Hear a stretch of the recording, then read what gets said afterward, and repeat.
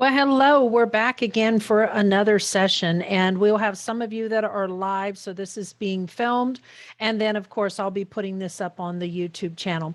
I've got some notes over in the chat box. And what I'd like you to do is to go ahead and be sure that you put your questions in and allow me to answer those. I will try to check throughout the presentation, but if I don't answer your question, it may be because that's coming up a little later in the slides and things that we'll be going through.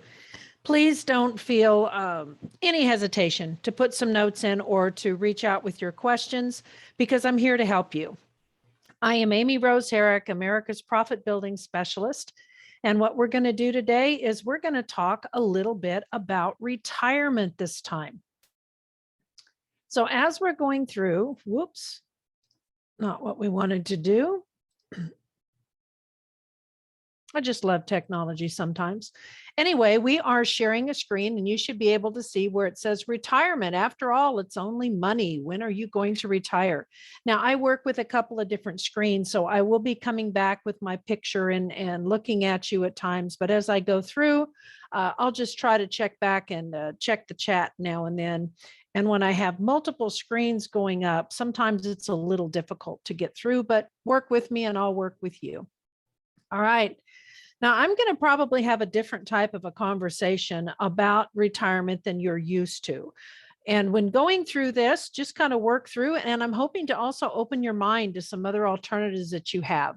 I always have a real quick disclosure. You know, your situation is unique. I would anticipate that you are going to talk to your advisors, and these could be your attorneys, your tax individuals. This could be your financial advisor. This could be your portfolio manager. But on any of those types of things, you're free to reach out to me also. But I'm going to help you start knowing what questions you need to ask. And I'm not sure if you can hear that, but today we have another little challenge because on our challenge, we've got some construction going on. So I've gone to the headset. Hopefully that'll take care of it. Well, what does an age have to do with your retirement date? I know for some of you, you're going to have an idea of, well, define early. And then we've got full retirement age and delayed. And for most of you, that all came about because of Social Security. Social Security deemed you as retiring early at 62. Your full retirement age, depending upon what your date of birth was, is 65 to 67. And then you have a delayed retirement. And that delayed retirement is usually after 70 years of age. But I don't really feel anymore that retirement has a thing to do with age.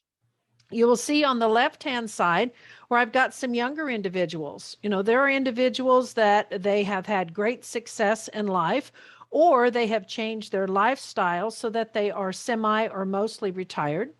In addition, I have individuals that may have retired from a career, but then they went back and created another career. They may have actually retired 2 or 3 times from different industries or different endeavors. And when you look at some of these pictures, as I said, now if we go to the far right, you know, we talk about defined delayed. How many of you think that Morgan has retired, or Mick Jagger? If they're still out doing concerts and they're still making movies, you know, I can argue that maybe they're not retired. So some individuals may never retire, but that's something that's entirely up to you. Now, when I look at retirement, most people just associate retirement with monetary resources. And I don't believe that is the only place that you have your resources. You have your health. You've got talents, you've got income streams. Your time is probably your biggest asset, and you don't realize that. It's how you use that time. You've got a knowledge base, you have abilities. What about your surroundings? Because some of you will stay put, some of you will downsize.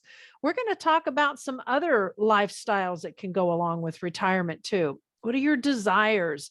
So when I look at the total picture for retirement, I don't see it as just a monetary equation. It has a lot of other components in it that you may not be looking at that are assets. Now, I don't want you to fall for the big lie. You'll hear constantly about, well, retirees are living on a fixed income. I don't think this is news. If a retiree, for example, had been a teacher, a physician, the checker down at the local store, the veterinarian, the gas station owner, whoever the individual was. And many cases, they are living on pretty much a fixed income for all of their lives. And I say that because entrepreneurs often will have income that will vary. But the majority of people, if you're working on a W-2 or some type of a contract, you do not have the ability to just go in and say, you know what, to make my life easier, I just need a $500 a week raise starting right now into eternity. And you'll have no problem doing that, boss, right? No, most people live on a fixed income already. So going into a fixed income in retirement is still something most people are going to work within, but the dynamics may be different. You may not have the same work experiences, but you may have more that you're spending on travel and leisure. So when I look at some of the realities of that, the one thing that I really want you to take hold of, and it doesn't matter what your income level is before or after retirement, bounce checks, you cannot afford them. Late pays, collection accounts, poor credit scores, no savings, borrowing as a way of life. If these are ingrained, what I will call traits that you have before you go into retirement, you have got to rectify this, because it is not going to get any better when you are in retirement. And it can actually undermine your ability to retire or force you to go back into the workforce, and you may or may not be able to do that. And I don't believe I can have a retirement discussion without talking about the word enough. What is enough? Well, enough is not always a number that you carry under your arm down the street. Enough can be a lot of different things, but for each one of you that are in the presentation today, enough can mean a variety of different things. But we're going to think about what is enough for you and your circumstances. There are different types of retirement. When I think about retirement, there's the dream retirement. That is what I will call the rose-colored glasses scenario. Everything goes according to plan. The house doesn't need a huge major repair. Your health is excellent. You've got plenty of money to do whatever it is you want to do. Nobody gets sick. Nobody dies. Not everybody gets the dream retirement forever. They may have phases of the dream retirement, but sometimes life happens. You could have a working partial retirement, and that fits you perfectly, because without work, you feel a little lost. You can have a realistic retirement, and that's based on what your circumstances are at that particular time, which can all change. So I believe that you're going to have stages of retirement over time that go along with your age, your resources, and your health.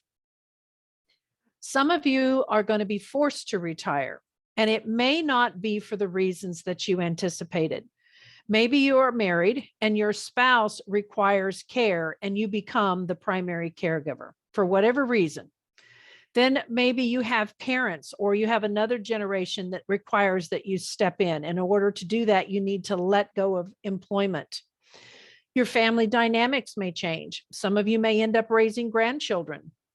It is a fact. Things change. Now, for others, you may have a health change, and that could be anything from arthritis to maybe your stamina has changed, your strength. Our bodies have a natural aging process. I know I may still feel 18 and 25, but my body may not agree that that is the number that I'm at this point. And the other thing that can change over time is your vision or your mobility. Some people have difficulty with knees or hips or feet. Some individuals will have them replaced in their 40s. Some don't, and it doesn't arrive till later. And you may never need that, but it's very unique to what your lifestyle, whether you played sports, did you have accidents? Those type of things can change. But there are times when we are forced into retirement that we really never anticipated. If you see something like this coming, or it happens very suddenly, you need to get with your financial advisors to line it out so it is as smooth of a transition as possible. And if you need to make changes, you can do that sooner rather than later, because we don't want to burn through all the resources too quickly. Now, what about a debt-free retirement? Because I told you we're going to talk about different kinds of retirement. Now, debt-free retirement, is this going to be the trigger that when you have the house and the car or whatever debts that you might have, that is going to be the time that you retire? Well, for some people, that is the goal. They want to have a debt-free retirement, or they need to have a debt-free retirement in order to be able to live within their means. And there really isn't room if we have a lot of payments on it.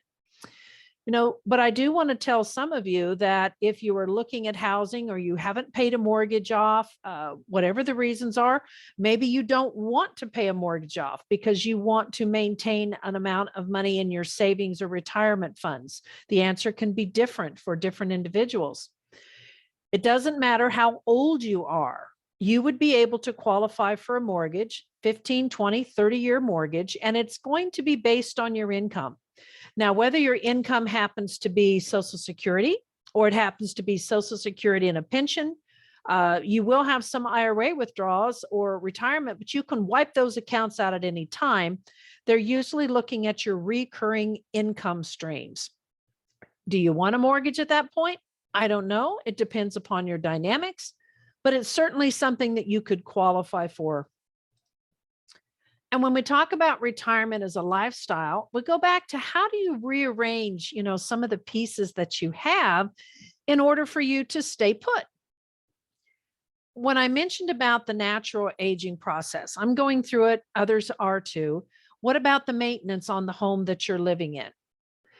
Before it may have been no big deal to put scaffolding up so that you could paint the second floor, or you could go back and recaulk windows or install shutters, whatever the case may be. But you may not have the mobility, or it may not be wise for you to be going up ladders and that type of thing. Then what about your mobility and safety in your area? Can you drive to the services that you need? Do you live in a rural area where it's going to be a little more difficult? What about your location? Is your location close to family? Is it close to medical services? Is it close to being able to get groceries and other items that you need? And what kind of support services do you need? Now, there are a lot of councils on aging that can come into play. And whether you are looking at putting these in place for yourself or for the next generation, which might be your parents or grandparents, the Council on Aging can be wonderful resources. At times, that can make the difference where they can come in and help with grocery shopping, whether it's on a temporary or a long-term basis. They could also help with a little bit of house cleaning if you need some assistance with bathing. My whole goal is to keep someone in their home or in a location that they want to be in for as long as possible. And it's okay to ask for help and to get that help to help an individual maintain their independence, because things can change. As I said, maybe it's short term. You needed to have a surgery and you need just a little help to get you over the hump.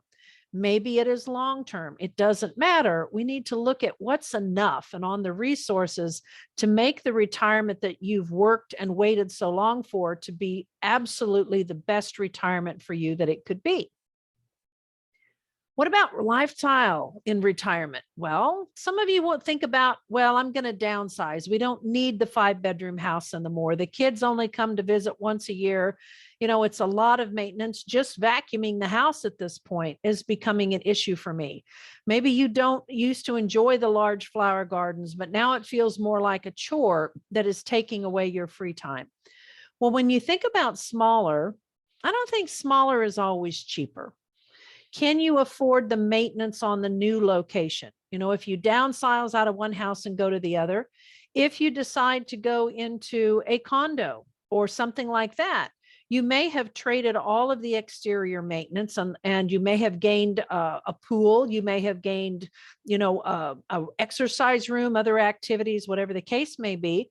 But we have to factor in the home ownership dues, or maybe you have condo fees and those types of things.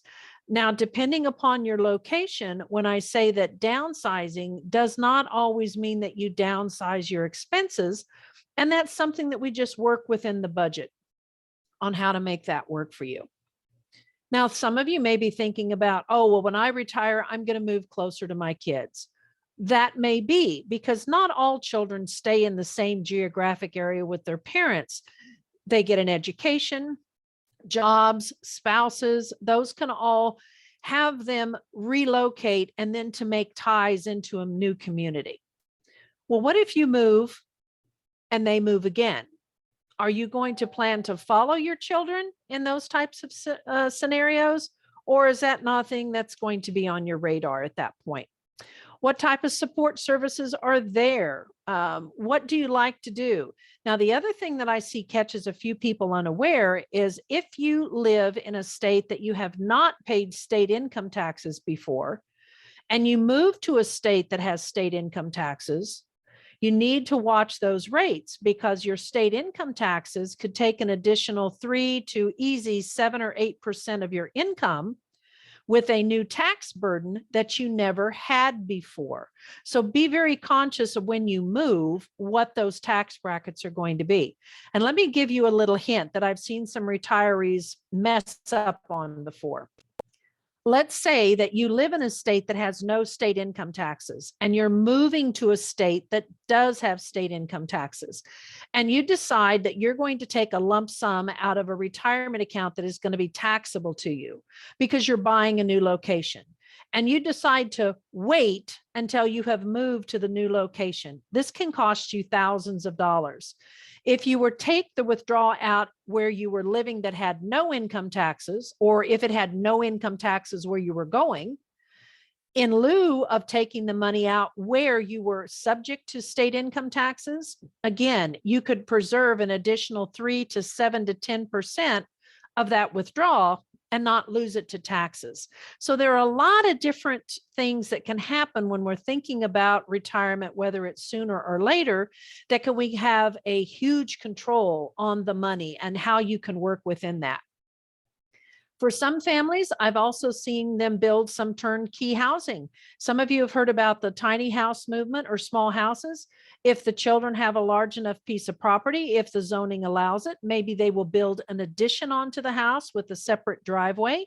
So you have the closeness, but you both still maintain your privacy. Or maybe it's a separate structure that accomplishes the same thing.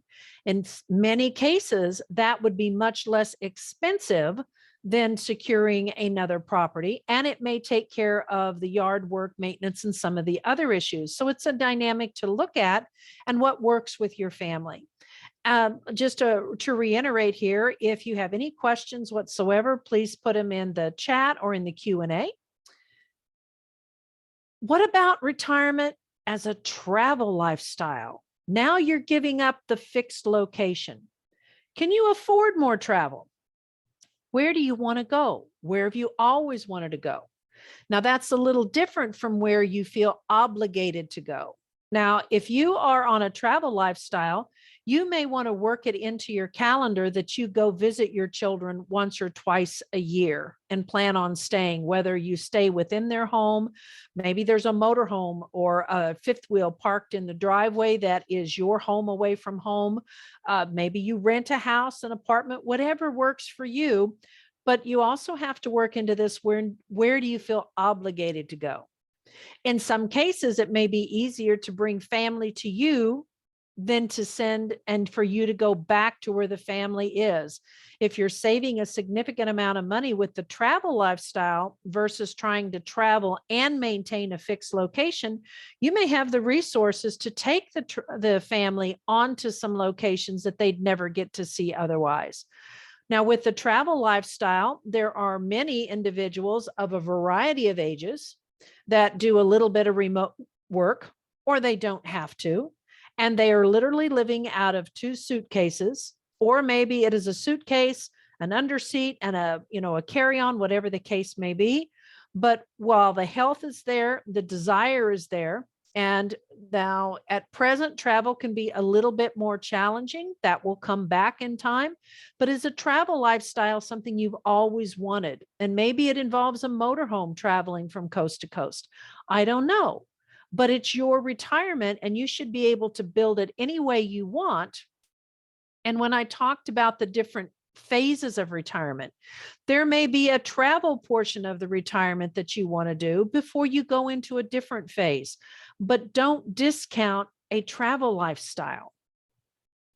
Now, when you're doing the travel lifestyle, another one that I didn't mention is what about a boat? Some individuals will decide that they want to go boating and maybe go up and down the coast, or whatever the case may be. It's certainly an option. There are some that go on to house sitting. That can be done abroad or, in the US, and you literally go in. Usually this is an unpaid position, and you take care of the home, maybe the gardens, if they have animals, whatever the case may be.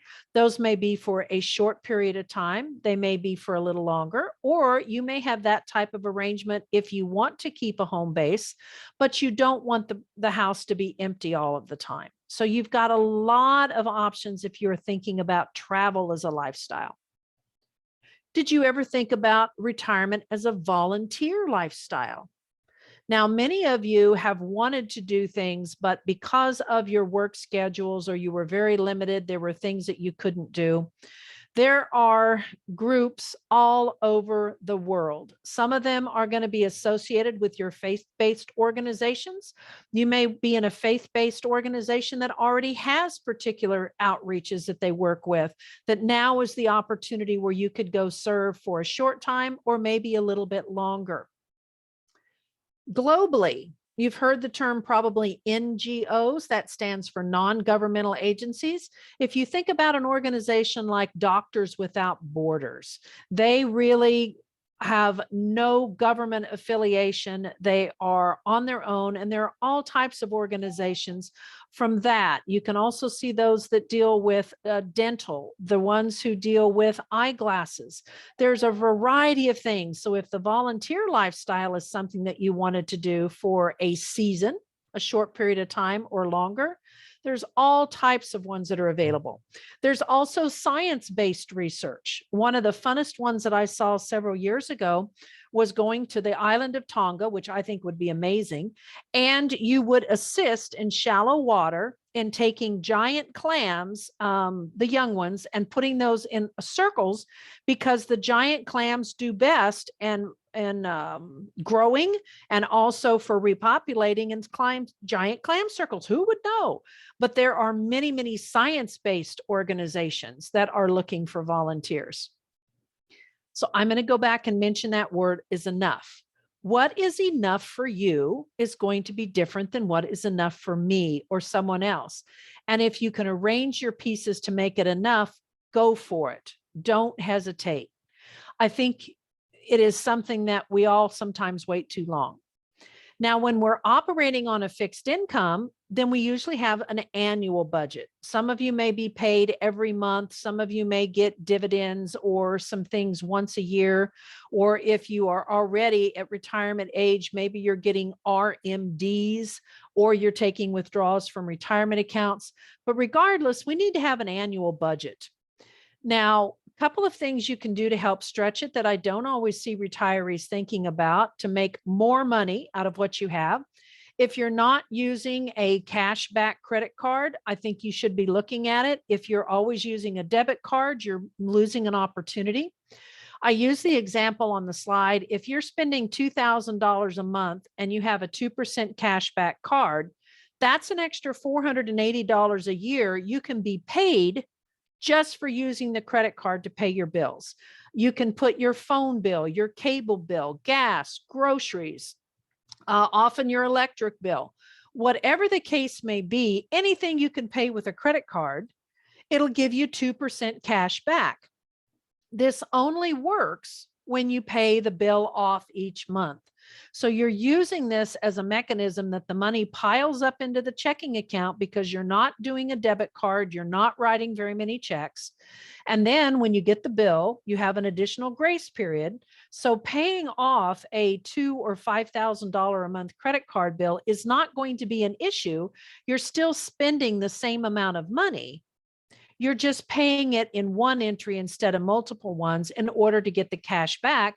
And this can be substantial. In this example, I want you to think about 10 years of retirement. If you did this for just 10 years, that's an extra $4,800 that you don't have to earn somewhere and have it put in your pocket tax-free. Now, another thing, AARP and other organizations have discount cards that can help you secure lower pricing for many things, which again will help stretch the dollars. Some of you are paying car insurance or life insurance that you're doing on a monthly basis or quarterly. I'm going to ask you to rearrange your finances a little bit, because by changing those to an annual basis instead of monthly on every coverage that you have, you generally can save an additional 3 to 8% on the premiums, and it's the exact same coverage. Now, let's pretend that it's just a number. Your number could be different. Let's say between the homeowner's insurance, your car insurance, your life insurance, maybe you have a long-term care, maybe you've got a critical illness, cancer policy, whatever it is, you're paying $10,000 a year in insurance premiums. Well, at just 3%, that's a $300 savings. If it's at 8%, that's $800. And remember, I want to teach you about multiply this times 10 years, because once you start a habit, you're going to do it a long time. That could be an extra $300 to $800 a year for you to be able to spend that didn't require you to earn it. And again, little bits at a time. So you want to look at some of these things that you can do. Pill splitting. There's lots of different things that we can do that can stretch your retirement income. So sometimes when you're a little short of enough, we can make it enough, or we've got more room to do what you really want to do in other areas. Now, when we're operating on a fixed income, and I have put my email address over in the chart, you're welcome to reach out. I have what is called an irregular expense account. What I look to do with clients is to take all of those things that are not monthly. You already know you're going to buy groceries and you're going to pay a utility bill unless you have solar panels. So there are things that are recurring. We're looking for the things that are not recurring, like your medical copays and deductibles, car repairs. Maybe you do dry cleaning now and then. You've got home maintenance, pest control, whatever it is. And I want to try and get that amount. And then I use a multiplier on it of 1.1 to 1.3, so that if we've forgotten anything, we're padding it correctly. So let me give you an idea of how this can work for you and make it easier. Let's pretend that I added everything up, and it came out to be $12,000 a year, which kind of surprised me because I'm used to just paying for them as I go. I didn't realize how big the number was when I looked at the whole number, but it's $12,000 a year. Well, once a month, I would put $1,000 into a separate account that I have that is for only irregular expenses that are on my list.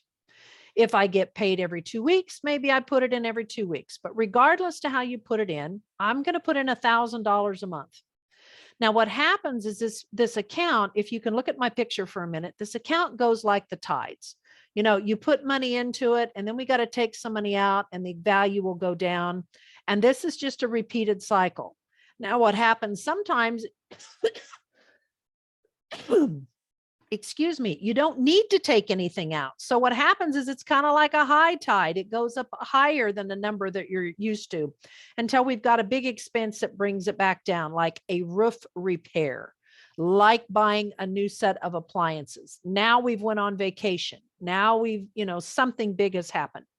Now, by doing it that way, it's very easy to track to see if you've been pretty accurate on your expenses. And you can also notice if expenses are starting to rise where you need to increase that number. But it can take an irregular expense and it can levelize it so that when we're living within our means or within our budget, we've got the means to take care of and to pay for things. Now we're going to talk about 3 key tax years. Now there's the full tax year prior to retirement, and we've got to start putting things in action.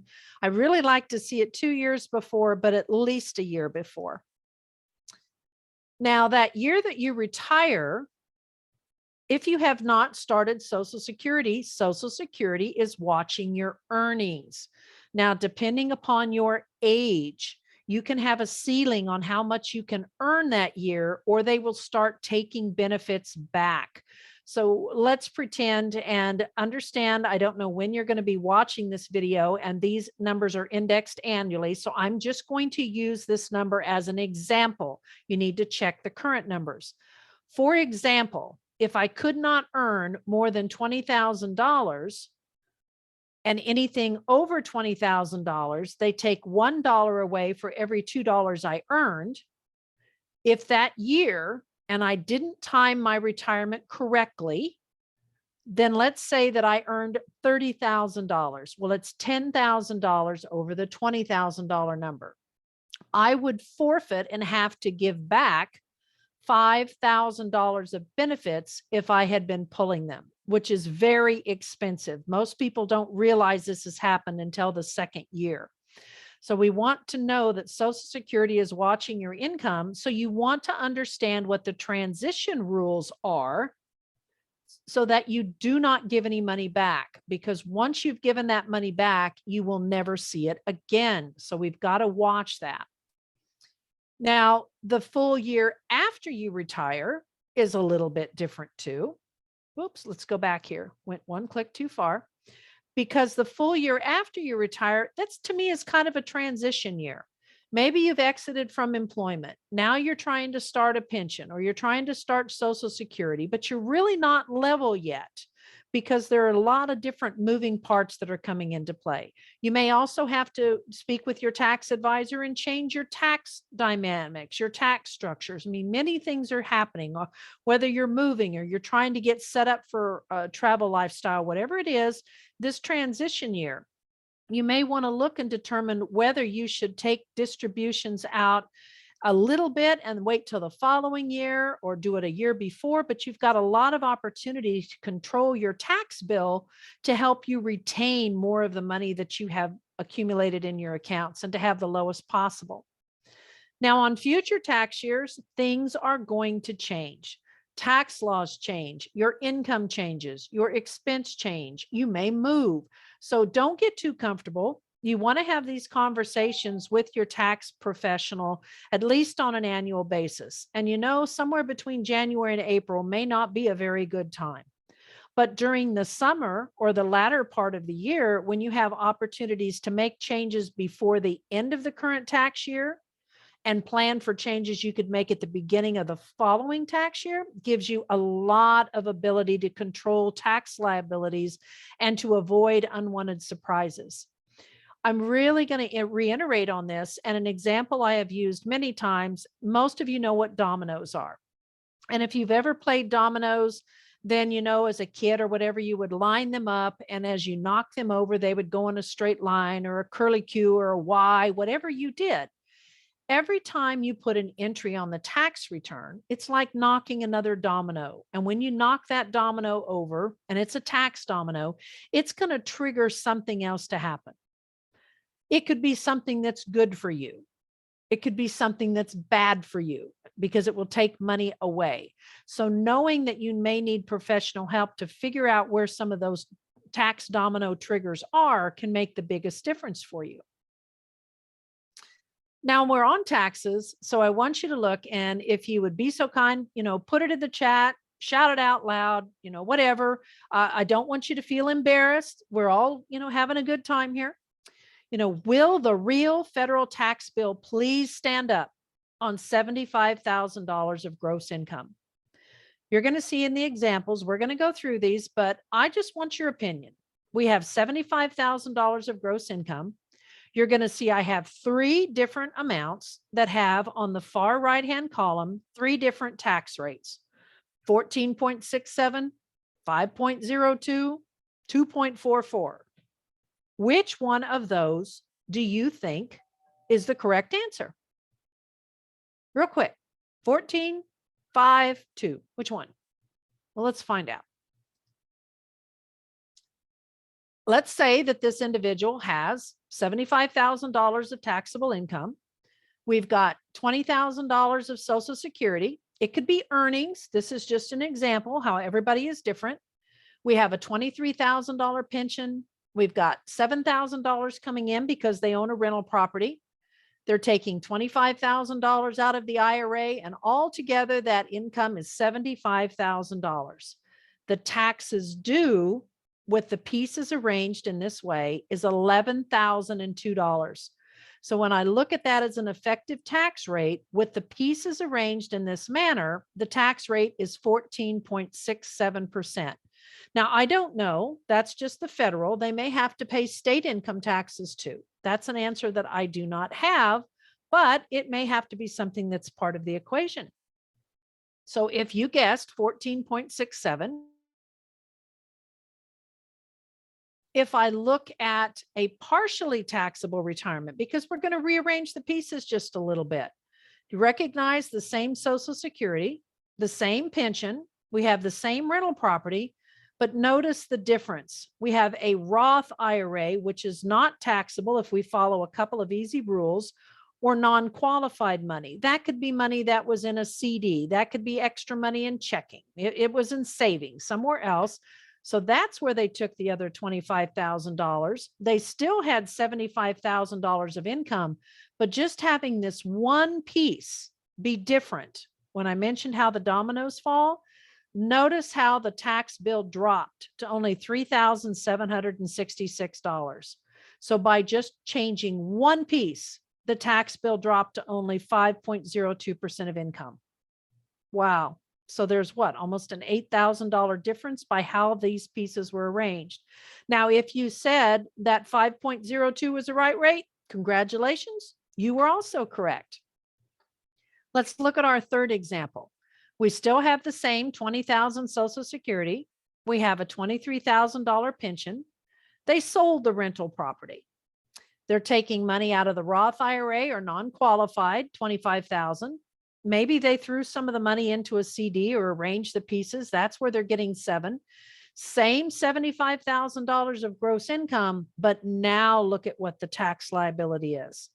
In this situation, they are paying only 2.44% of their income. And no wonder they're smiling, because in this case, that's almost almost $9,000 difference in spendable income. Huge difference on what you could and could not do into retirement.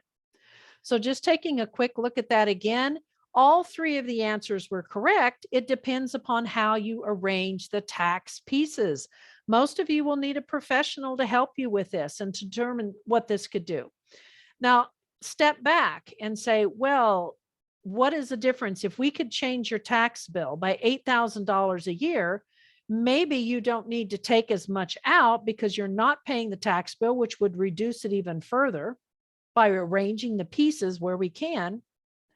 Or if I said that we don't have to spend $8,000 a year on taxes, what's that times 10 years? That's $80,000. That is at least one more year of retirement income that you didn't give away to taxes. So do you see how all these little pieces can have a huge effect on what you can do in retirement, whatever method you choose? Now, there is a little hint on Social Security. If you have already started drawing it, you are allowed to pay that back only once. Now, what happened if someone went ahead and started drawing Social Security and then something happened? And they're like, wow, I wish I wouldn't have done this. What is that rule again? I can pay it back within 12 months and it's at 0%. And why would I want to pay my Social Security back within the first 12 months, every dime that I've gotten? Well, maybe you got a job offer you didn't expect. You were asked to come back as a consultant, or something happened, and now you are going to be making money that would make you forfeit and give back some of that Social Security, and you have locked yourself into a lower benefit for a lifetime. We don't want to do that. And if we pay that money back, it's gone forever. So maybe that's a reason. What happens if your retirement hobby suddenly became a business? Is it really a hobby? Well, if you started as a business, talk to a tax professional. But if your intent is to make money on this and it's very successful, before that 12 months is up, you're going to need to make a decision on whether you turn off Social Security within that first 12 months, pay all the money back, and then wait or delay taking it later. And every year that you delay taking it later, you get an additional 8% increase, maybe a little more. It just depends upon your numbers at that point. So we don't want to lock you in at a lower benefit and have to pay money back too. So this is something very important to keep in mind during that first 12 months of retirement. This is an example that we've got up, and we're going to say the threshold here is $17,600. I will repeat, you just need to check and see what the current number is. Now, on this $17,640 I earned, it doesn't matter if you are 99 years old, whether you are self-employed making a profit or you're a W-2 person, you will continue to pay Social Security taxes, even if you're drawing Social Security. We'll pay Social Security, we'll pay Medicare taxes. We repay nothing to Social Security for excess earnings over the limit because we were underneath that amount at that point. And with that, we do have income taxes that were due. So in this scenario, this person would really net out about $14,273 when we paid the liabilities. And for some of you, you're going to look at it and decide whether this is what you're willing to trade your time for or not. So now let's look at another example.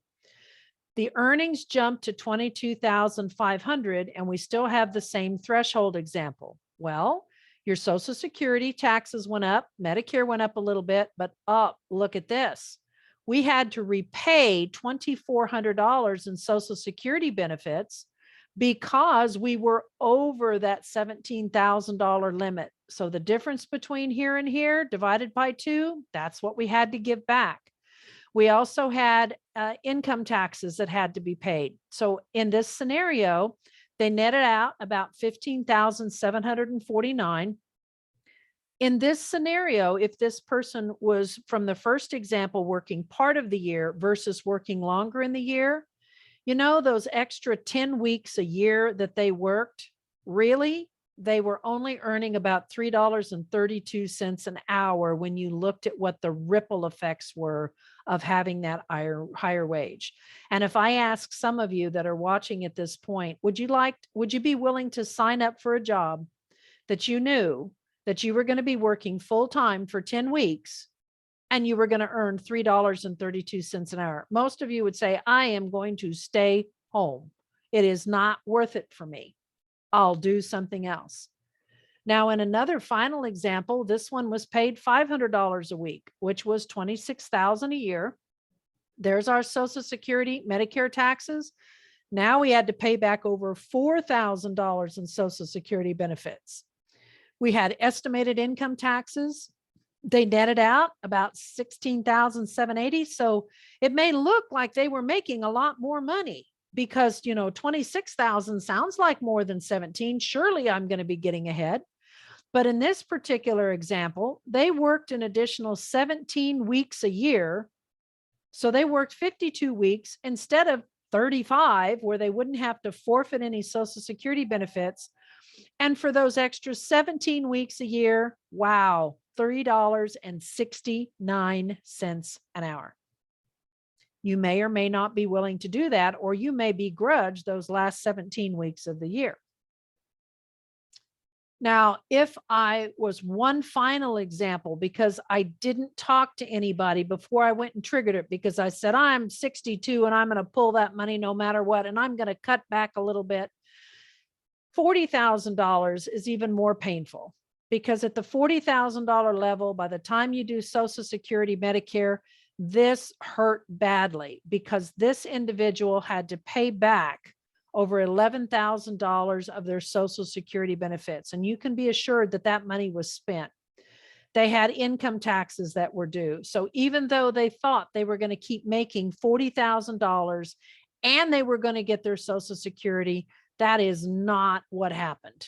They ended up netting out $19,000 because of all the penalties. I don't want that to be you. So when you're operating on a fixed income, I'm going to reiterate, you need to have an annual budget, but you need to look at a couple of these other components to see what we can do to make more out of what you have to work with and not give away money to pay back Social Security, not give away money to taxes that we shouldn't have to pay. Another example we're going to talk about is, well, how much does it cost to spend $10,000? Well, if it happens to be in a tax deferred account, many of you have been good savers. You've put it in IRAs or 401ks. If you are self-employed, maybe used a simple IRA. If you worked for a nonprofit, 403B, 457, it's kind of like a lot of numbers and maybe alphabet soup at that point. Well, in this example, if I was over age 59 and a half and I wanted to spend $10,000, I'm going to have to take out $13,400 because I'm going to have to give up $3,400 in taxes to net the $10,000 that I need in a 25% bracket. So let that sink in. Were you planning on spending $13,000 or were you spending only 10? This will affect how long your money lasts and goes back to the taxation on how you arrange some of the pieces. Now, how much does it cost to spend $10,000 if you are under the age of 59 and a half? Well, we still have that 25% tax bracket, but because you're under age 59 and a half in these taxable accounts, you also get hit with a 10% early withdrawal penalty. So now your tax rate has gone up to 35%. You'll have to pull out $15,500 in order to net 10. Now we're talking where it's really hurting. And for some of you who look at these and it can put you in different brackets and you inherit IRAs or 401k amounts and you think, oh, I'm going to spend this, I'm going to buy a house, car, whatever. Well, you may be paying $1.50 to get $1 worth of good, and it is not going to make economic sense here. But there's also the hidden costs that you never thought of. Every time I take a dime out of an account that is earning anything, whether it's in a 401k, a mutual fund, a CD, stocks, wherever it's at, once it's out of that account, I will never earn another dime of earnings on it ever again. That's the hidden cost. Now, on my hypothetical $10,000, if I took it out and it was earning 5%, I've just lost $500 of earnings and all the compounding on it forevermore. So it's very important when you're looking at your withdrawals, what the ripple effects may be on that. Part 2 preview. We're going to be talking tomorrow will be the next session for those of you who will be watching it live. And on part 2, we're going to be talking about living abroad to reduce outgo, which is another option that you may be looking at. In a lot of cases, living abroad may be able to bridge the gap from not enough, no matter what we do, to being more than enough by changing locations. So it is possible, and it may not be anything that you've thought about, but we're going to explore that because that can be an option for retirement. Now we're going to end up here with Mark Twain said it well. 20 years from now, you will be more disappointed by the things that you didn't do than by the ones you did. Throw off the bow lines, sail away from the safe harbor, catch the trade winds in your sail, explore, dream, and discover. So I am Amy Herrick with Secret Profits, and we're going to go ahead and we are going to stop doing the screen share at this point. And I see there are some questions, and I will go ahead and I'll be taking care of those for the live audience. For those of you who've been watching, if you go to on my YouTube channel, you'll be able to see other issues and different discussions that I'm going to be putting up going forward. If you will go to my Facebook page, The Secret Profits, and go under more, and then also under events, you'll see a lot of classes and things there. I do require pre-registration, but I look forward to seeing you at a later time. So we'll stop doing the recording at this point, and I'll go into the questions. Thank you for joining me today.